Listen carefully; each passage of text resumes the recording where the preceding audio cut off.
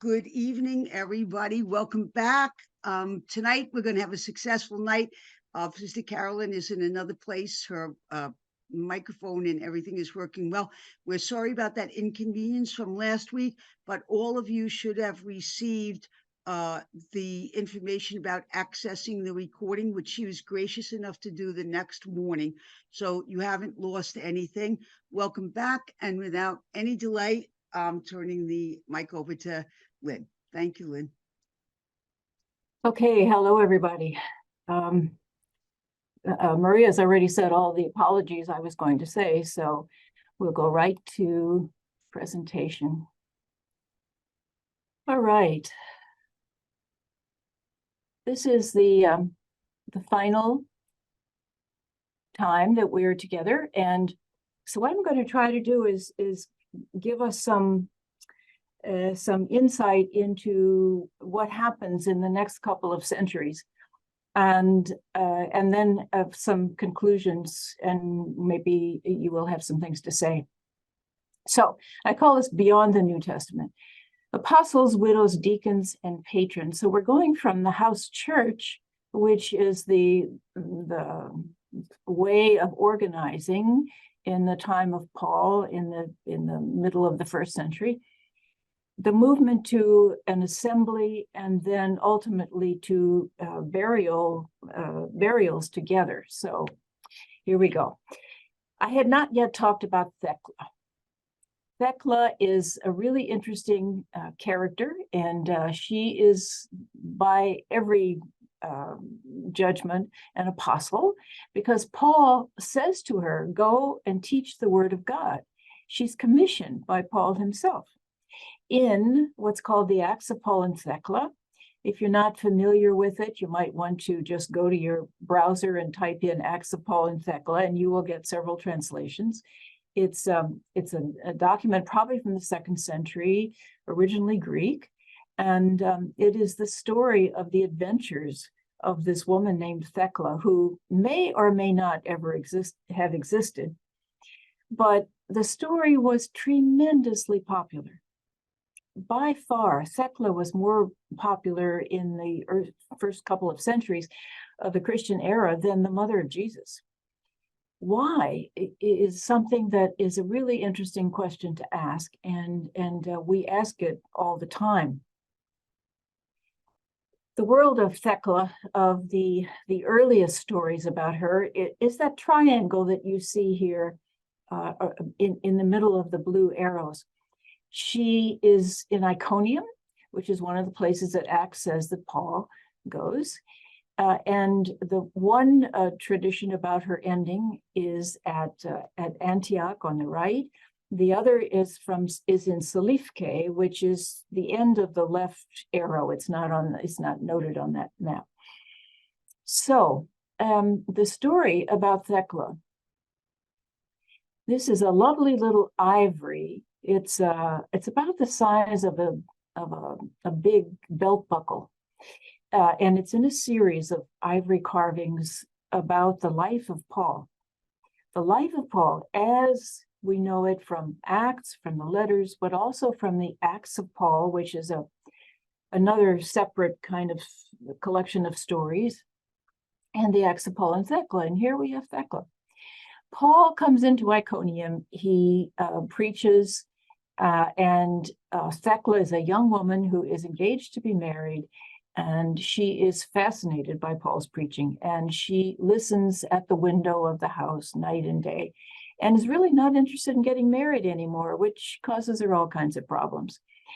And she goes through a variety of adventures. And as I said, at one point, Paul commissions her, and she goes off and is very effective as a preacher, as an apostle, according to the story.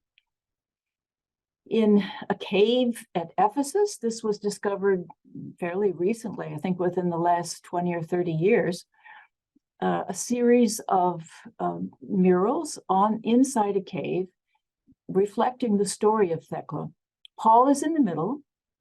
The woman to his left, our right, is not Thecla, it's Theoclea, the mother of Thecla, who was not at all happy about Thecla's new direction.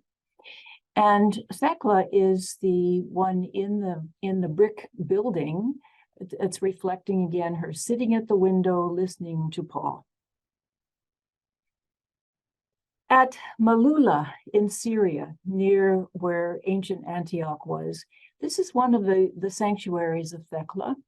And Malula is a Christian village where they still speak Aramaic, the ancient language of Aramaic. There are just a few villages that do that. Malula was fiercely attacked by ISIS, and things were destroyed, and some people were killed, but they have rebounded from that. The medallion that you see here is modern, obviously, but you see the lion and the lioness at her feet, and this reflects one of the stories where Thecla is turned loose in the amphitheater. This is her trial. She's going to be a martyr. And they release a lion and a lioness, and instead of attacking her, attacks the lion. So there's a little feminist theme there of the lioness protecting Thecla. There is a cave that is venerated as the place of Thecla's disappearance, miraculous disappearance, when two dirty old men were chasing her. And to escape them, she prays, the hill opens up, she runs in, and it closes on her. So that's one of the stories about Thecla's end. But if you look at the arrow down on the bottom left there, as I said, there's a place, it was called Seleucia then, it's Selifke today, where there is a very impressive shrine of Thecla. And it's in Turkey. It is a place where Turkish people come on pilgrimage because they really believe in her holiness. There was an enormous basilica, and this is all that's left of it, a little bit of the apse. But there's a crypt, and the crypt is maintained now.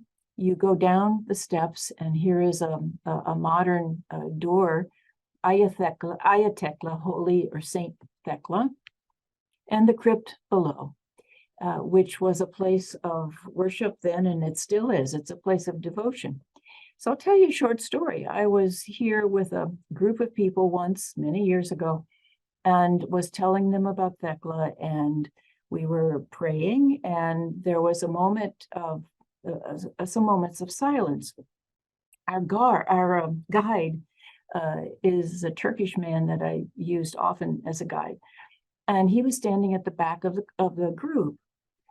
And when we came to this silence, he boomed out, "I believe Holy Thecla was here." That was very impressive. She is, there's devotion to her here, like nowhere else, I think. And this is part of another variety of story about her ending, and that is that she simply died a natural death, that she was very effective in her preaching and her ministry, and then just died. Thecla was so popular, however, that they invented another Thecla in Egypt, so that there were a whole other cycle of stories about Thecla in Egypt, and she died there.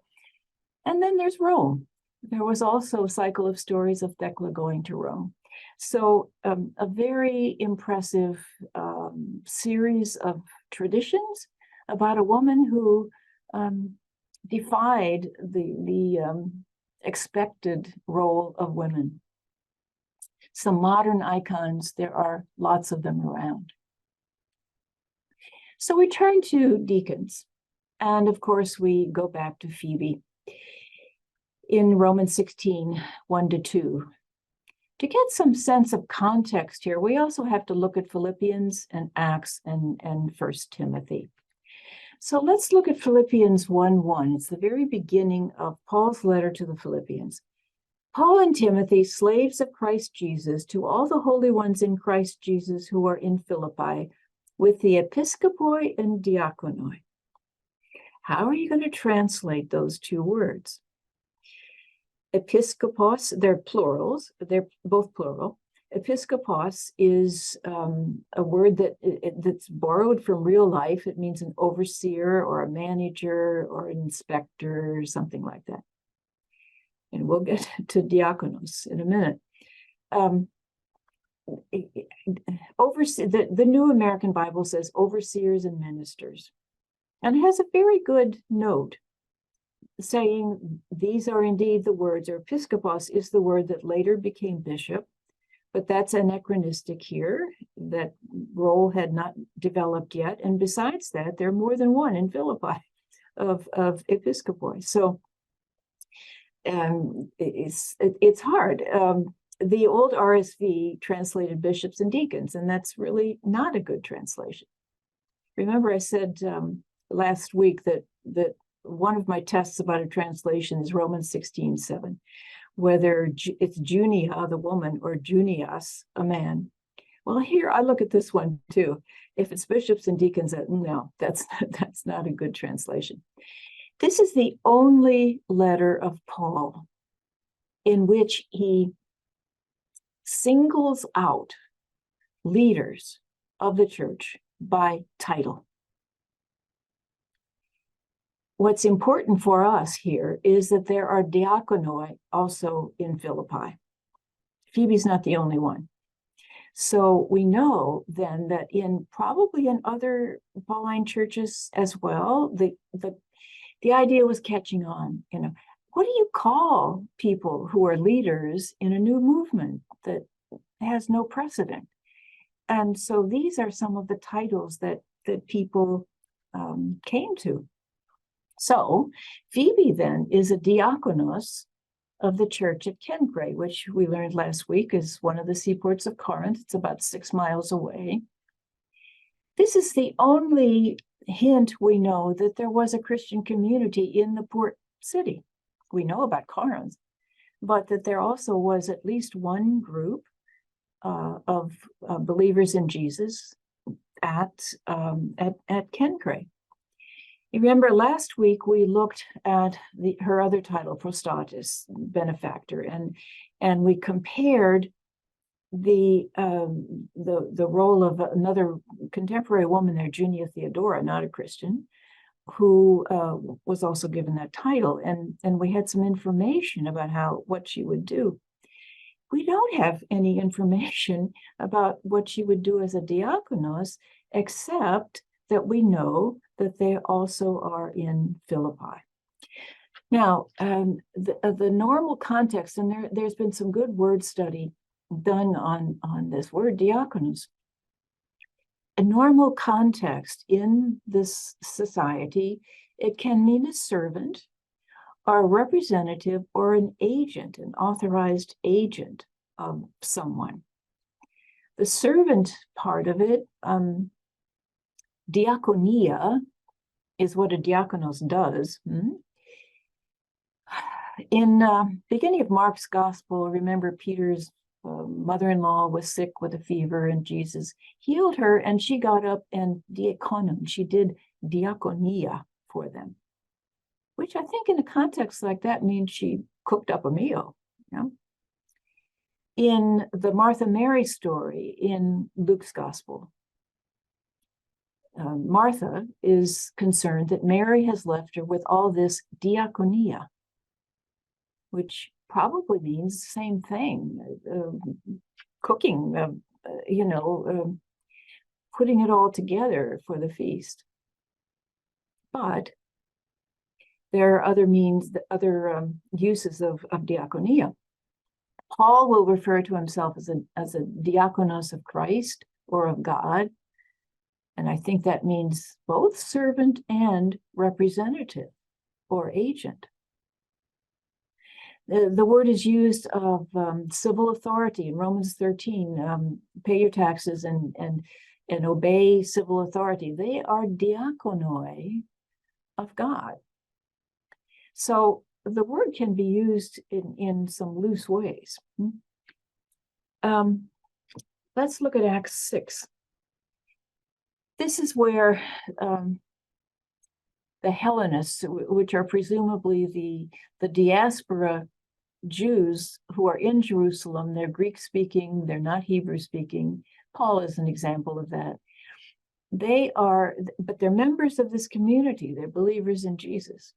And the Greek speakers complain about the Hebrew speakers because their widows are being neglected in the daily diaconia. What do we mean by that? Probably because later on, the expression is diaconia of the table. It probably means a food distribution, though. Well, let's go to the next piece here. The 12 say, we can't spend our time doing the diaconia of the table. That's presumably what the widows have. So it probably is a food distribution. So let's choose 7 men full of spirit and wisdom to do this. Why you need to be full of spirit and wisdom to wait on table is not at all clear here. It will be. And we, the 12, will devote ourselves to prayer and the diaconia of the word. Here, we're getting into something else. It's service, but it's also moving in this direction of representative or agent. So, what do we think Phoebe was doing? It's quite possible that she was a representative of the community at Kencray. We know, we're 99% sure, that she is the person who is taking Paul's letter to Rome. She's not traveling just to take the letter. She's traveling for some other reason.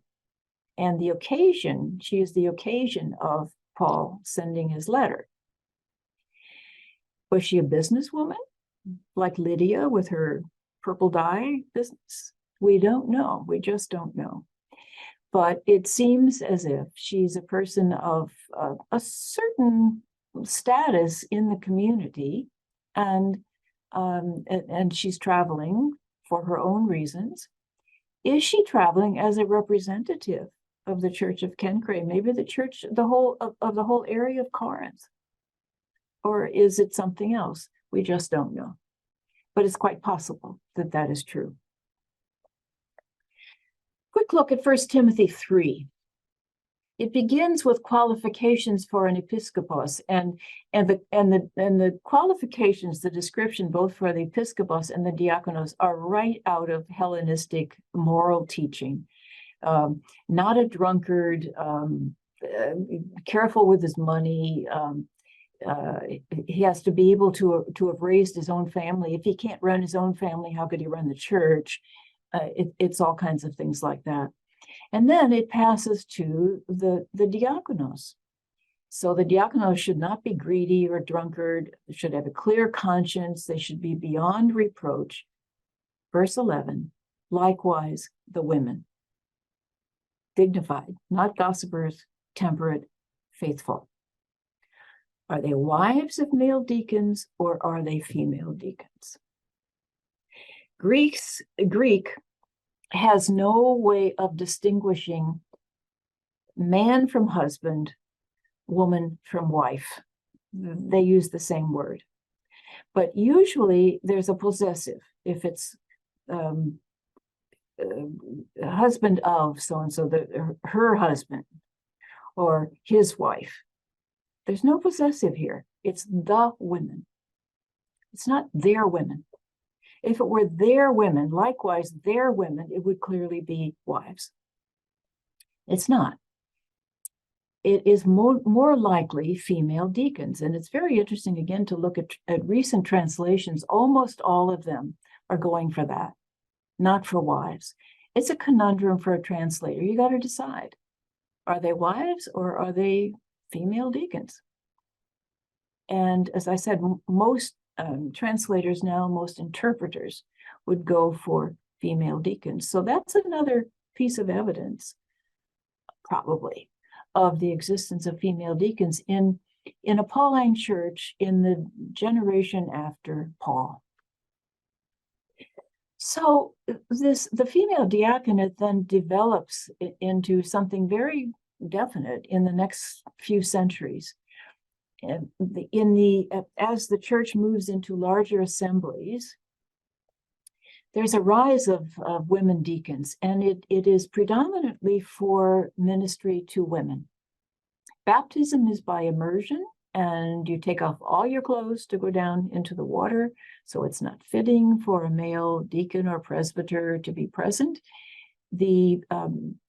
At least we think they are present, but they probably look the other way.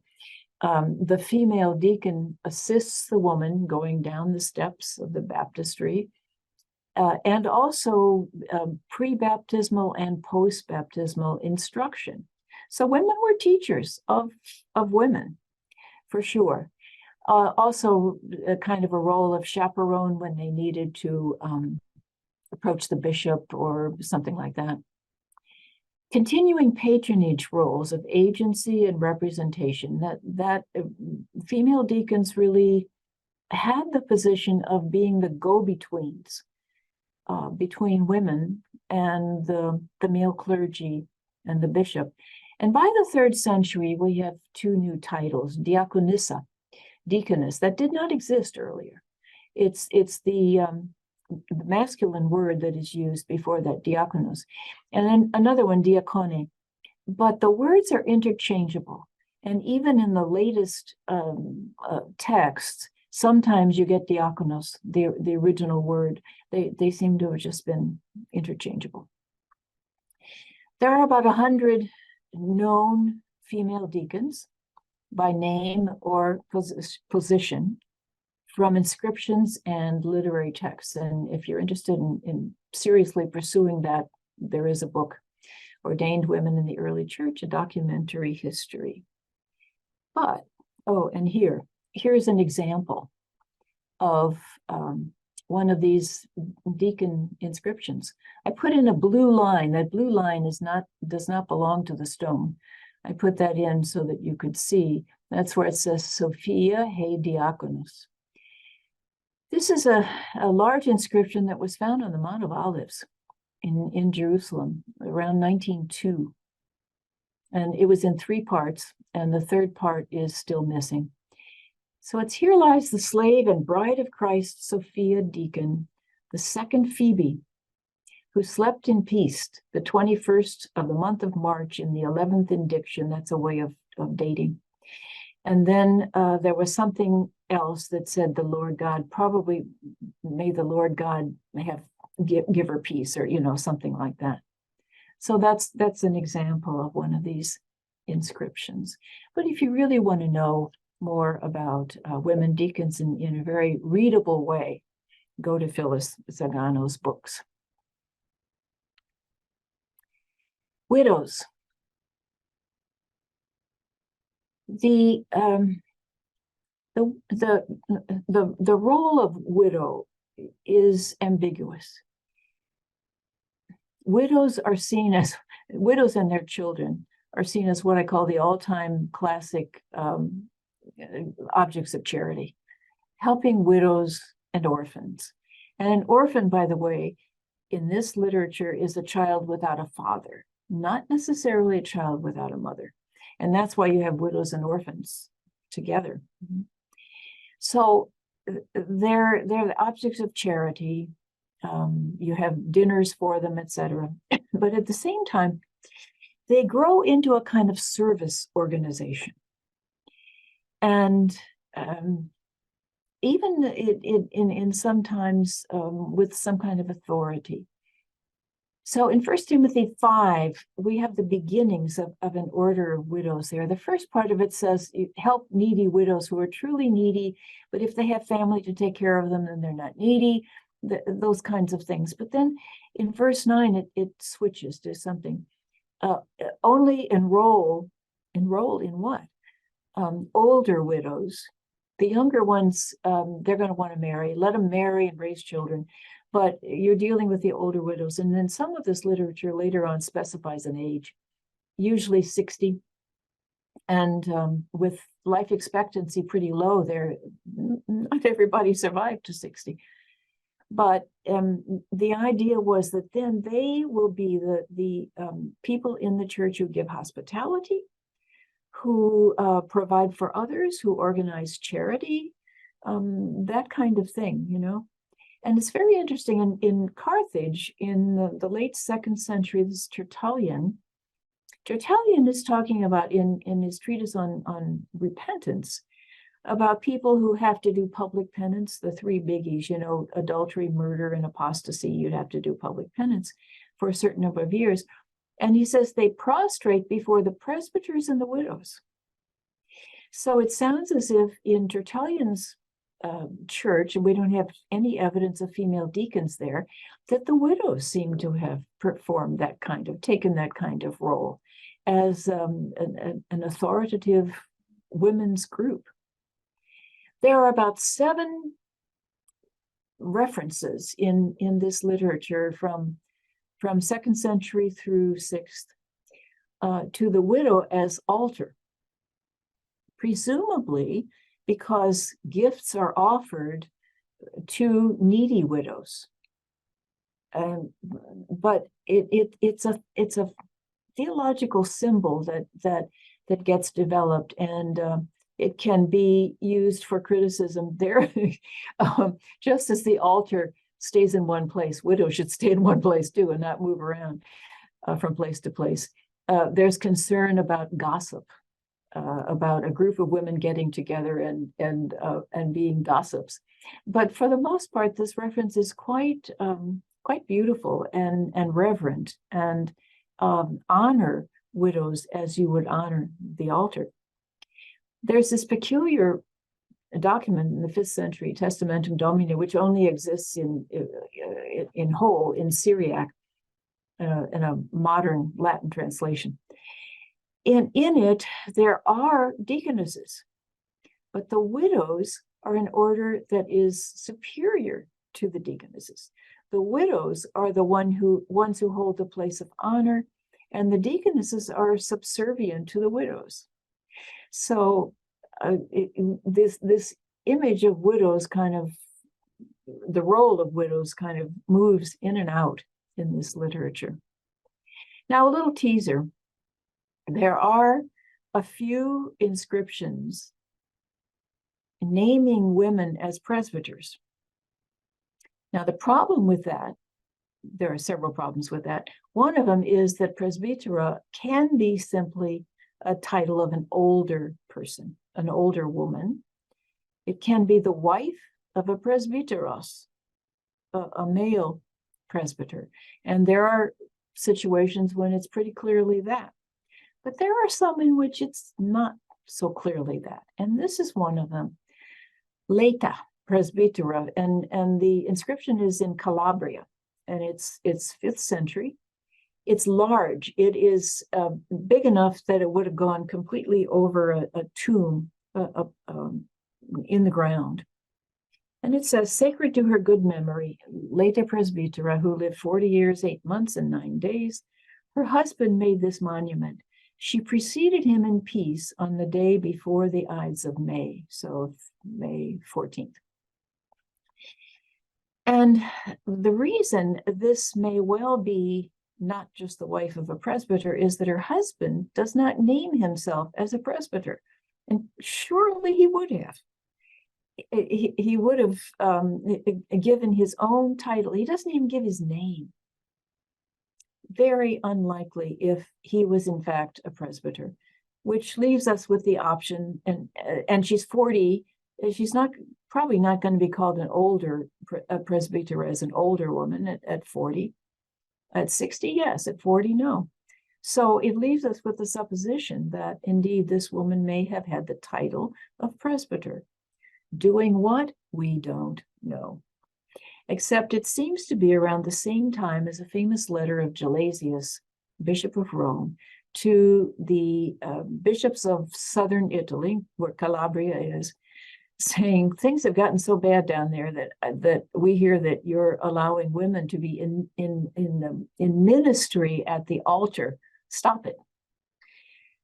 And it's possible that this is precisely one case of what was happening in southern Italy at the time.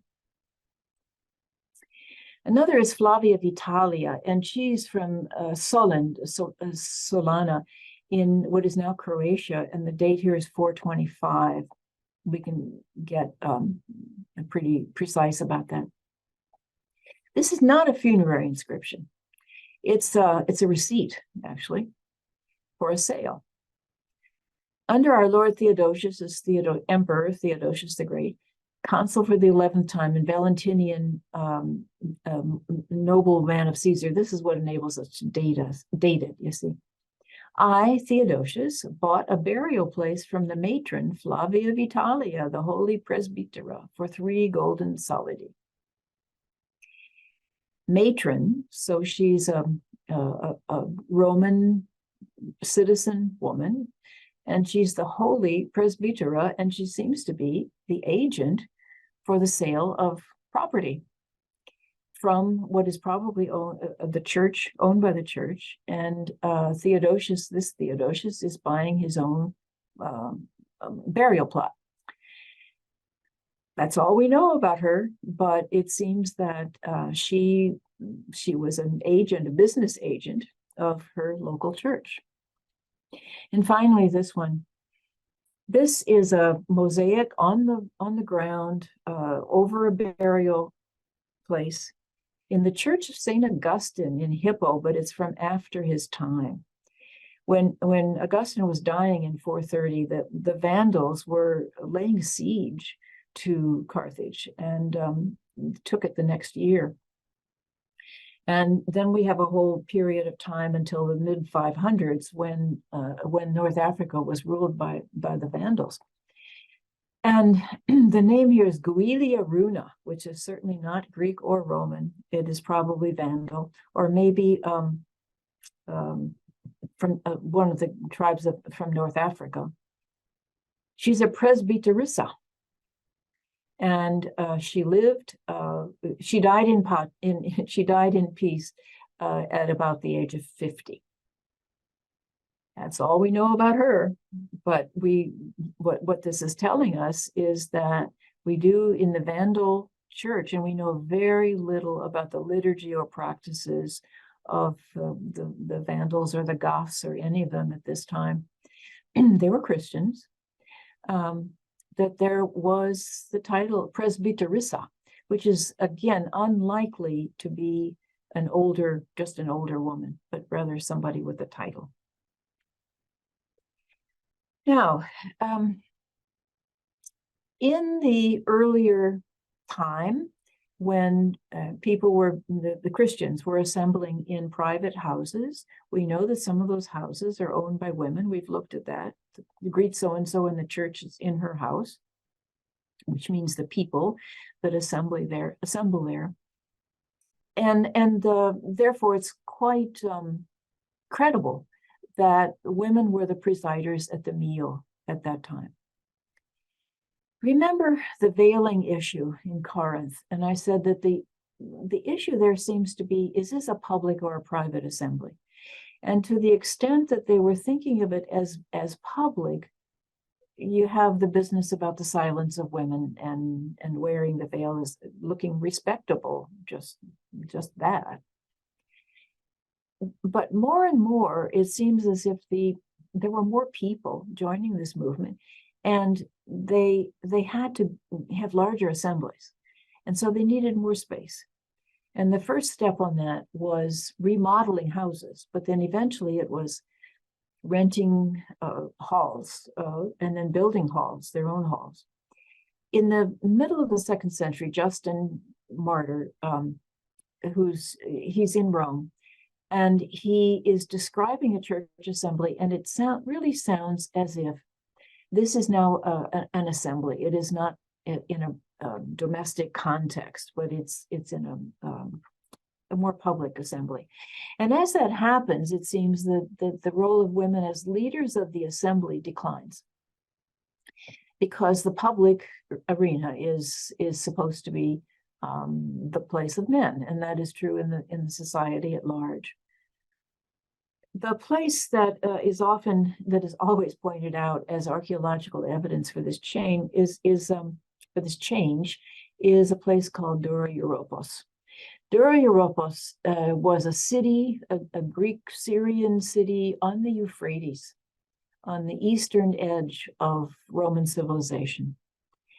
And the Parthians from further east laid siege to it and took it and destroyed it in 256, the year 256. Excavations happened here in the early 1900s. And you see how beautifully the city was laid out in the classic Greek and Roman pattern of neat blocks. But what's of interest to us is those two red circles. The top one, L7, had, and by the way, I should say that you see that that's along the city wall. And they were well preserved because those buildings along the city wall were well preserved because when the siege was on, they filled them in with dirt to form a thicker wall that could withstand a siege. So the one at the top, L7, was in fact a synagogue that had been made over from a private house. And the one just 2 blocks away, look at that, just down the street, was a house church, which then was remodeled to make a larger assembly. So this is a layout of the house as it originally was. You have an open courtyard and then rooms opening up around it, all around it, and that's typical of Mediterranean houses. But this is the way it was remodeled. So you have a large assembly hall by taking down a wall, and they put in a baptistry over there, top right, and this is a reconstruction of it at Yale University, with a little bit of the fresco left, which we think is women approaching the tomb on Easter morning.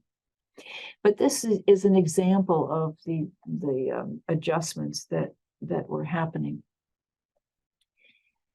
Now, so the leadership, what we might call liturgical leadership of role of women was declining as we moved into larger and more public assemblies.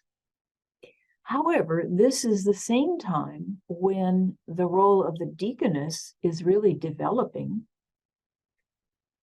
and into quite an important role in the East, not so much in the West. And partly because probably the separation of the sexes was not so pronounced. Eastern custom had more of a sense of the separation of the sexes and of modesty, particularly of modesty, which I suspect is the reason that we have much more evidence for deaconesses, for female deacons, from the East because of the baptismal process. We just don't know if there were female deacons in the West right away in the 2nd, 3rd centuries. A little later on, we get a little evidence on it. But certainly in the Eastern Church, the importance of the deaconess was developing at the same time that the role of public leadership of prayer was probably declining for women. However, patronage of women did not cease. And we have all kinds of evidence of Christian women exercising patronage, wealthy people giving the money for churches. We have mosaic floors that are dedicated by women. A lot of evidence of the increasing importance of women patrons, even though they may not have had the same ecclesial or liturgical role, except as women deacons. But I don't know if you know much about the catacombs of Rome. 3 of the major catacombs there are named after women. Domitilla, south on the Via Appia. Priscilla is a great one, northeast on the Via Salaria. And there's another one that people don't hear about too much, Comodilla. It's not one that's visited generally by the public. You can't pull up in a bus and go on tours. You have to make a special arrangement. Now, what's interesting about these three, and of course, there are other famous catacombs, Callistus, St. Sebastian, etc. What's interesting about these three is it's not St. Domitilla, St. Priscilla, or St. Comodilla. It's just the names. These are the names of the original owners of the land on which the burial areas began. And from their original burial areas, these underground tunnels extended. It was typical of households that were of a certain means that they would acquire a burial area for everybody. So this is not only the people of the family by blood or marriage, but it's also the slaves, the freedmen and freedwomen, and anybody who belonged to the household. We have lots of evidence of that. Extended burial areas. And that's probably the way the catacombs began, which means that these women would have been the heads of their household and also, therefore, the owners of the burial plots, which developed into these very large systems, really only in the 4th century. But before that, more modest, but there was the movement for Christians to be buried together. And that's what changed these catacombs into these vast areas with seemingly unconnected people getting buried, breaking the pattern of the whole household being buried together. Now the whole church is the household, and they're all buried together. And this gets stuck sometimes. There we go. The locations, Catacomb of Priscilla at the top, Comodilla, which is where the arrow is, it's not on the map, and Domitilla down there. The Capuchin crypts and the Termini station have nothing to do with this, but this was a map that would show it all. Now, in these catacombs, there are 20-something meal scenes. And these are two of them. Most of them, the majority, are in the Catacomb of Peter and Marcellinus, which is up in the Via Cassia, northeast. And what we think is that these meal scenes represent the family and possibly also the deceased as a participant in the meal.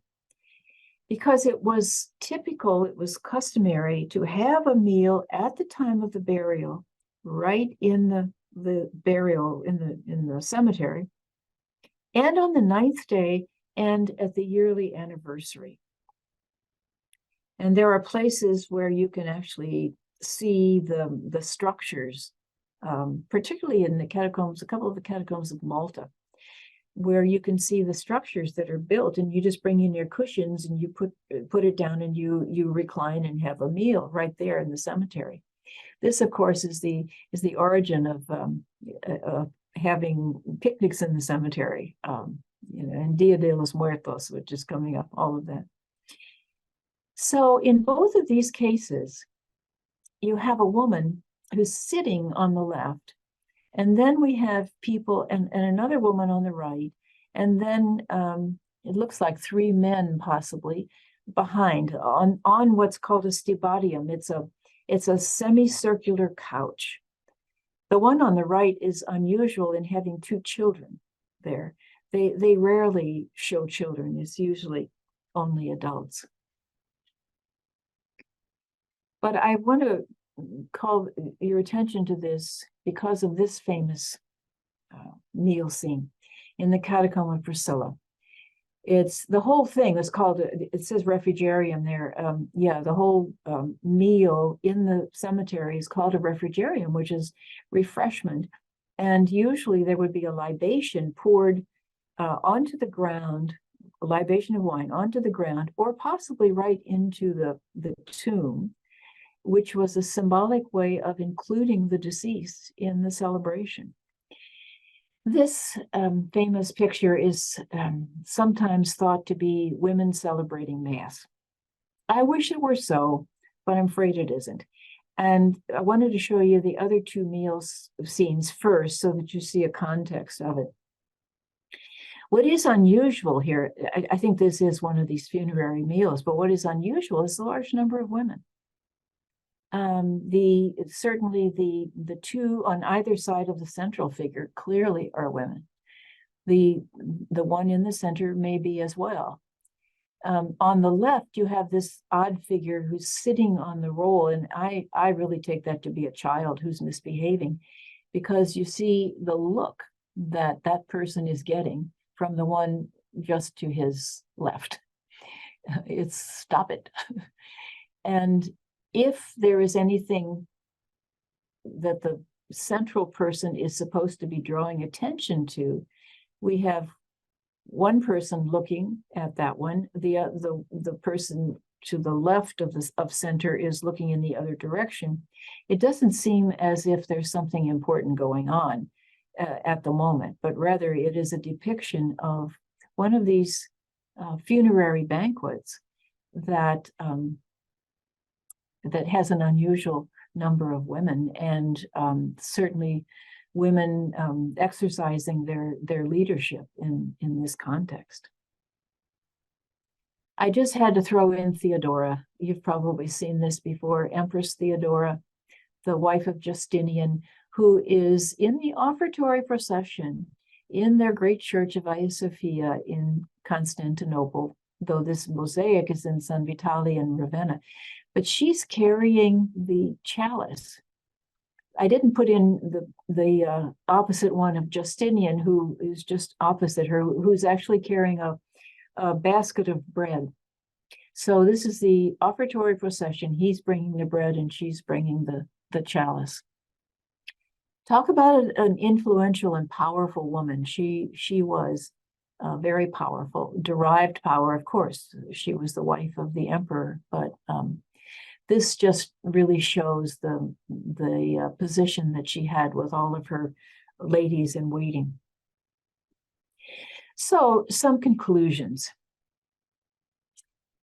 First, the myth of the fall. It is, in some circles, what people see is there was this wonderful beginning in which gender equality in the church was perfect. And then it fell from there. Well, the question is then, when did it fall? Is it after the life of Jesus? And then you blame it on Paul? Is it after Paul and you blame it on the pastoral epistles and then sort of the next movement? I find it not a helpful paradigm, but rather I think that it's more subtle than that. That early Christians lived with the suppositions of their world. They were members, they were part of their world, and we have to keep that in mind just as we are part of our world. I think that gender equality as we think of it probably never existed, never has, and will, maybe it will. It doesn't now. I don't think that that there was ever a time historically, at least in Christianity, that there was perfect gender equality as we understand it. Nevertheless, there was an openness to flexible gender roles within the framework of that world, and we've seen some of that now, not only in the church, not only in Christianity, but in the whole culture at large. There were women who were very powerful. There were women who were huge landowners. There were women who were very wealthy. There were women who ran their own businesses. And they brought their own life experience into the church. But Christianity neither liberated nor oppressed women any more than other components of their cultural world. Were there pieces of liberation here and there, pieces of oppression here and there, for sure, but that as a whole, it simply was, they were part of their own cultural world. And as I've said before, the problems are not with the text, but with what we do with it. Amen. So that's it. And I hope that you will have some discussion.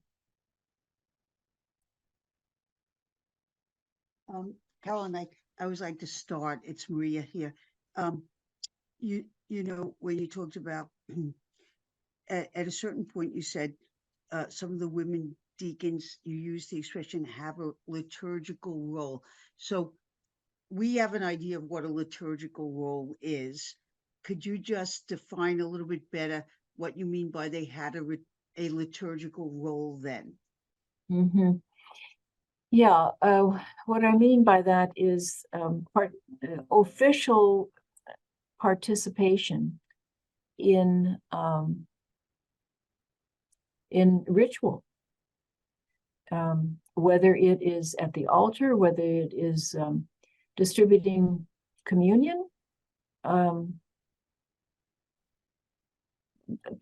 know, an actual role of participation in ritual as the office, the position that they had. Does that make sense? Well, yeah, but I mean, because I just asked because, you know, when you think of a deacon today and a liturgical role, we're not, pardon, yeah, yeah. So you don't want to, so they're not completely comparable, right, at all. And I think that's where the rub comes in for a lot of people. Historically, that's right. Which means that we can't extrapolate perfectly from deacons then to deacons now. Come on. Right. You know, Good girl. The role has to be reinvented and expanded. Right. Anyway, is someone asking a question? Matthew, the screen is going black at this point, and I don't know why. Do you? Mine, we're not black. From this end, it is. Okay. That happened to me a couple of weeks ago. Yeah, Shara Egan was coming on. Anyone else have any questions? I mean, I have a million of them. The other thing I want to ask you is, you know, when you talk about how it started in the early church and then, you know, things changed. I mean, don't you think part of the reason was that as soon as Christianity moved from house churches, where was specifically the domain of women, right? I mean, women were in charge of the house churches. And when you move to the public sphere, it's just the way it was in the culture of that day. The public sphere was the man's world. Yes. So, I mean, you could see very easily that once the church became public as opposed to domestic, it had to be the case that men would start to be in charge of everything. That's right. Would you say that's true? Yes. One qualification now: women were the heads of some house churches, not all. You know, right. That the house is a woman's place, yes, but there were plenty of men who also ran their own households. Yes, Stephanus and Paul names a couple there. Yes, on going back to the roles of deaconesses, you know, there's a very long, complicated history of what deaconesses did when, and beyond this period. And the person who knows a lot about that is Phyllis Zagano. So she has written some wonderful things about that and is very knowledgeable about it. And so ask her if you want to know more outside my time range. Maybe others would be interested in this. At some point, when you finished talking about Thecla, you said whether she was a real person or not, we don't know.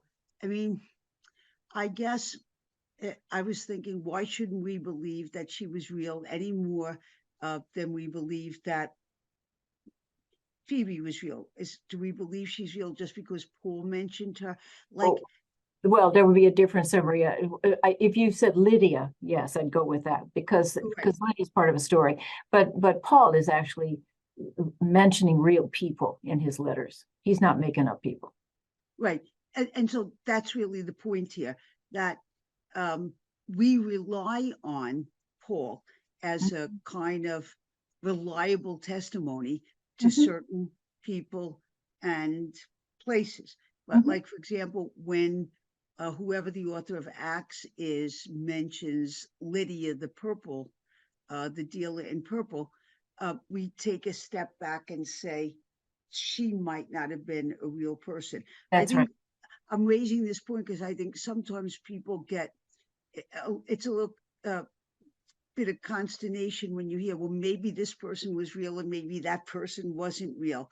But you're saying, and I'm just trying to bring this out, that when somebody like Paul is mentioning firsthand experience of people, we can kind of count on his testimony that this person actually existed. Mhm. Uh, and I guess people would want to know, well, why doesn't the author of Acts of the Apostles really know a person named Lydia? Why do we? Why should we think? Why do we question then um, that Lydia was a real person? Well, the author of Acts is telling a story. Right. He is putting things together as he sees it with the origins of Christianity in those first years. And he clearly is telling stories. He's got some good stories, many of which unfortunately are not in the lectionary. There's some really funny stories in Acts. So that when we know that something is a literary composition, we can't be sure of historical existence. Same thing with the Gospels. Those are literary compositions. Can we be absolutely sure that there was a historical person named, I don't know what, I can't think of a name right now, who appears in a story? No, we can't. We assume it. We assume historical reliability, but we really don't know that for sure. With Thecla, there's no first century evidence. Right. She pops up in the second century, and that's a significant difference too. What an Okay. incredible tradition around her. I think Catherine Roberts. Catherine, you want to take your mic? Go Yeah, ahead. that was you're getting to my question, which was multiple attestation. Is there extra canonical evidence for any of these women? Like, you mean like Lydia or somebody like that? No, Yeah, no. no. Okay.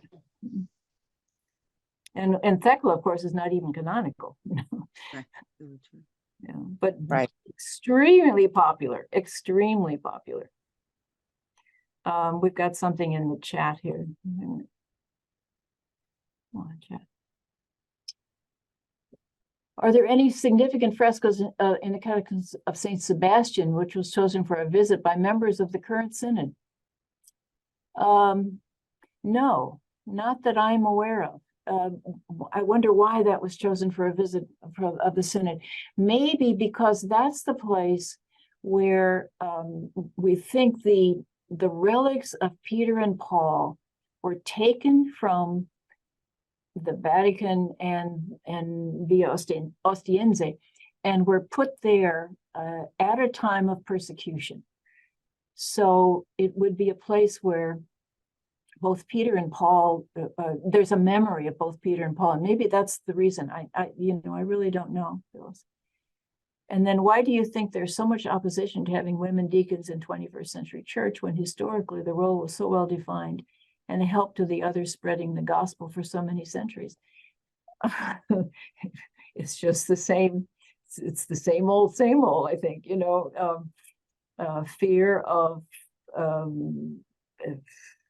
putting women in those kinds of positions, because today I think you would have to say it would be sacramental ordination, sacramental ordination as with male deacons. And there are still historians who debate whether the deaconesses, the female deacons of the early church, were sacramentally ordained. Now, Gary Macy, who is a medievalist, says, in those early centuries, nobody thought they were sacramentally ordained. I mean, the idea just hadn't developed yet, you know. But try to convince people of that, yeah. Can I ask, this is Rita Houlihan. Hi, Rita. Hi, good to see you all. Thank you so much for all the plaques and the inscriptions for the presbytera and diaconos. I have two questions. One, I'm looking at Sister Nuria Kalduk-Banaja's beautiful chapter on Jesus' encounter in Luke 8:1-3 with the women. And she writes that the only verb associated directly with the women is diakoneo. I don't know if I said that correct, but to serve. And then she compares that to in Acts 19:22, where it records that Paul sent two of his helpers, Timothy and Erastus, to Macedonia, and the translations of helpers, assistants, or even collaborators. She thinks, this is Nuria, she thinks that doesn't correctly convey the sense of the expression, which is that they were diakoneo, auto, anyhow. So, but that diakoneo was in that word of that Paul sent Erastus and Timothy as like helpers, using that same root word of serve. Yeah. And so he sends them on a mission, as you were describing, as agent and representative, I think. So you know, I mean, and Luke 8:1-3, as you know, is the least analyzed, or at least it was when Carla Ricci wrote her book in like the mid-90s, was then the least analyzed text in all of the New Testament, which is just, I think that's just amazing that it was completely ignored for, you know, over 100 years, for example. And there's so much more to be said about that. But I think I don't know, do you think it's significant? That's, I guess, my root question, that verb, that's the verb for the women in Luke 8:3, for the Mary Magdalene, Joanna, Susanna, and the many others were quote serving. And then there's some argument could be serving with him, not just serving him. So I'm interested in your comment. And then, of course, with that Acts example, I just think it's fascinating. And I don't know why people have to have a historical evidence of quote, or, you know, sacramental ordination when we have all this. It's like textual evidence. Isn't there some way that we can make textual evidence more significant than supposed rituals that, you know, could come and go? You know, that's my question. Catholicism is not wont to go directly to a biblical text and go from there. You know, it builds on tradition with a capital T and tradition with a small t. Where have we come from? What's the whole line of development? And sometimes that's helpful, and sometimes it isn't. But you know, it's not going to start from a biblical text and say, well, that's clear there. You know, if it were, we'd have Phoebe diakonos. That would be the clearest.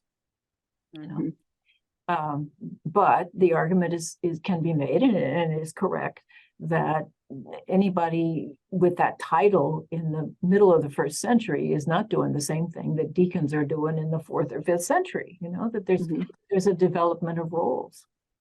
Diaconia is a slippery word. You know, it's Peter's mother-in-law in the house, but it's also the 12 in Acts 6 doing the diaconia of the word, which, by the way, you know, that passage is assumed to be the origin of the diaconate. Well, nobody is called a diakonos there, and the apostles are doing diaconia just as well, but it's a different kind of diaconia. You know.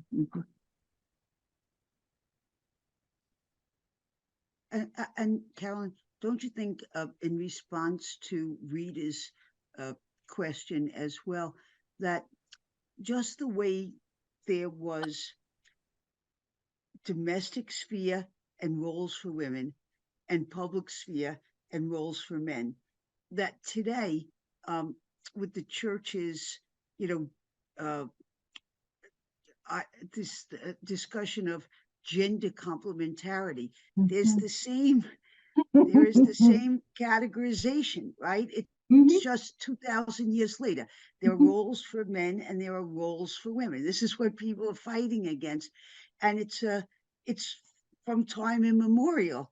And if you think about it, even the story of Thecla, I can't think of too many places, but that's a yarn that's retold again in the story of Yentl with Barbara Streisand, that she wants to be a rabbi, so she has to dress like a man, that she falls in love with a man.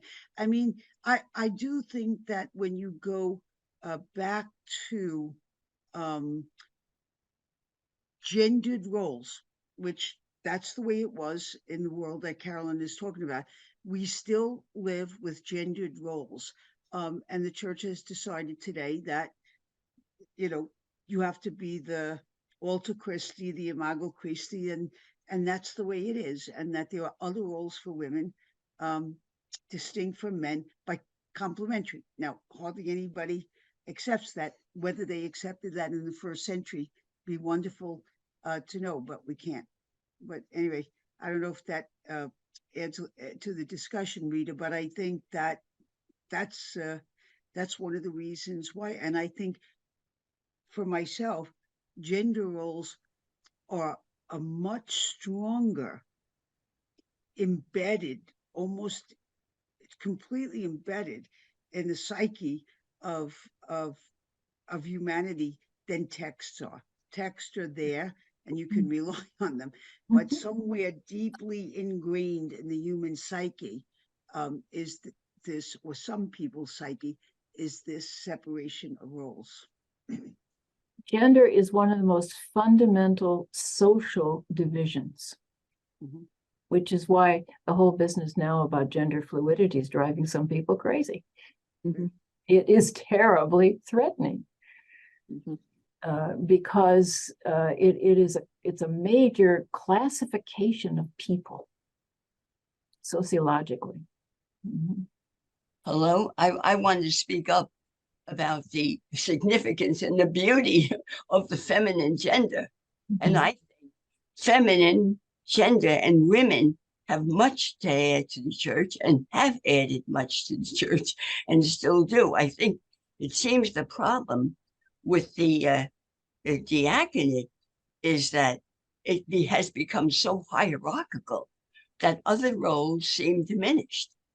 And I just think that women have to stand their grounds with whom they are. Who they are is a magnificent gift. And that gift cannot be lost in the church. It's a gift of beauty, which is so incredible. And service is so incredible. Jesus, I am with you as one who serves, but I think we're diminishing service by the overemphasis of this hierarchical, sacramental, superior role. Yes, thank you. Phyllis is reminding me that the deacon is in persona Christi servi, is in the person of Christ the servant, and the priest is in persona Christi capitis ecclesiae, in the person of Christ, the head of the church. That this is a formulation that attempts to distinguish the role of presbyter and deacon. Another thing I meant to say again, though I had said it another time, they had to, these women had to live with the same kind of disparity of ideal and reality that we do. That they were getting this message of subservience, of silence, of subordination, and at the same time they were living sometimes a very different reality. And so they had to deal with the tension of recognizing their own leadership and putting their own leadership to work, while they're also getting this other message that that's not what they should be doing. I think that's rather time immemorial too. Do you have any other questions? Please feel free. Well, I want to thank Carolyn. This has been a fascinating 6 weeks together. And it's interesting because I think this conversation is kind of moving us toward a conversation that's going to come up on Wednesday night, November 8th, when we do the Sexuality and the Sacred on the problem of gender ideology. And we have a conversation that I think is going to kind of advance or give a different insights, but certainly move the discussion that we had today and might help answer some of the questions that you wouldn't think will come up in that meeting, but you might harken back to this night and think, well, you're going to hear some interesting things. So I'd like to thank Carolyn. I do see that one final question came up in the chat box. Is that right, Carolyn? Do you want to take it is, and it's great. Let's just do this. It's not Sure. really a question. It's a rhetorical question. Could it be that the prophecy of our time, the present time, women are rising to the calling of the Spirit to rise to leadership? We see this in secular institutions and other denominations where women are rising to the call of acceptance. Are we held hostage to texts of antiquity? Do we have to wrestle with ancient texts of patriarchy to acknowledge gifts of the Spirit in women? Why do we have to prove it in light of the evidence? It's a rhetorical question that we live with and we wrestle with. Mm-hmm. Well, on that very beautiful note, I'd like to thank Carolyn and all of you for your participation. We have 2 more webinars in our other program that's going on this fall. And if any of you live in the New York metropolitan area, I invite you to come to our multicultural celebration at our Mother House Chapel on December 10th. Then on December 12th, we will open up registration for our spring courses. We'll have a specialist on the Book of Revelation, that crazy book that nobody can understand. A wonderful person that I know very well and is really a marvelous teacher as well is going to be doing that. Carolyn will be back with us in Lent to do the resurrection narratives. Last year we had the Passion. This year we have the resurrection narratives. And then we have Marcus Mesher, who did Catholic social teaching, and he will be doing the Amoris Laetitia for us, 5 weeks on that papal exhortation. So I welcome you to come to all of our programming. I thank all of you who've participated, who've sent in donations. Again, if you like our programs, please feel free to donate. We're happy to have your donation. And tonight, again, for all of us who love peace and who hope to be people of peace, we cannot go to bed tonight without thinking of all of the death, all of the suffering, all of the pain, all of the insanity that seems to be in the hearts and minds of people who are governing.